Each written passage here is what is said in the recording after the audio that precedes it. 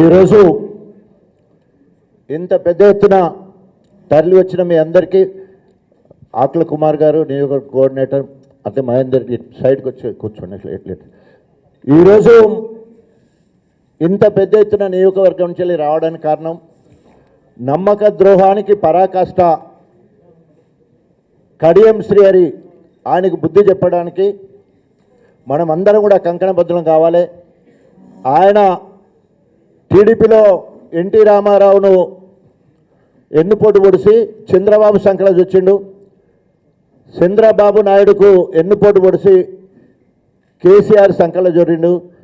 ఈరోజు కేసీఆర్ గారికి నమ్మక ద్రోహం అంటే అనేక తిన్నింటి వాసాలు లెక్కబెట్టుడు అంటారు. అన్నం తిని బీఫామ్ తీసుకొని సంచి సరంజామా చదువుకొని నమ్మబలికి తెల్లార వరకు 100 కోట్లకు అమ్ముడుపోయిన నమ్మక ద్రోహి కడియం శ్రీహరి గారు బిడ్డ కోసం పోయి నేను అభివృద్ధి కోసమని ఇంకో మాట చెప్తాడు.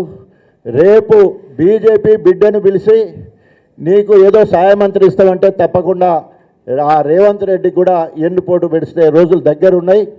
ఆయన నమ్మే పరిస్థితిలో తెలంగాణ ప్రజలు లేరు. ముఖ్యంగా గణపురం నియోజకవర్గ ప్రజలు కేసీఆర్ పిలిపించిండు, రాజకీయ సమాధి చేయాలని పిలిపించిండు మన కేసీఆర్. మనకు ఆ అవకాశము గణపురం నియోజకవర్గ మీకే అవకాశం దొరికింది. ఇప్పుడు మన పెద్దలు చెప్పినట్టు మనం అందరం కూడా ఈరోజు మండల అధ్యక్షులు, ఎంపీపీలు, జెడ్పీటీసీలు, సర్పంచ్లు, ఎంపీటీసీలు, వార్డు మెంబర్లు అనేక మంది ఈరోజు ఇక్కడికి వచ్చిన వాళ్ళు ఉన్నారు. అందరికీ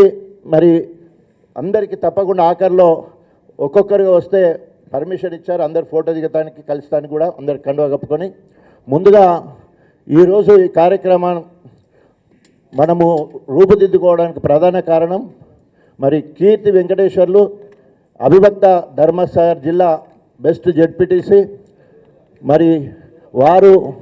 వారికి అదేవిధంగా మల్కిరెడ్డి రాజేశ్వర్ రెడ్డి గారు ముందుగా వారికి కండువా కప్పడం జరుగుతుంది.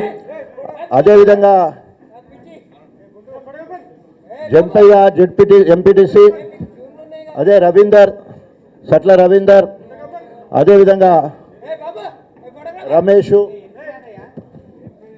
Bandari Ravinder ex vice MPP Dharmasagar Ravinder, Sikar Ravi, Vasantha Ravi garu, Bairapaka Balaswamy, Bommineni Shravan Reddy, Bairapaka Navya. Okay, ఇప్పుడు వాళ్ళందరూ వచ్చిన తర్వాత మనం ఇద్దాం. వైసీ ఎంపీపీ గారు రవీందర్,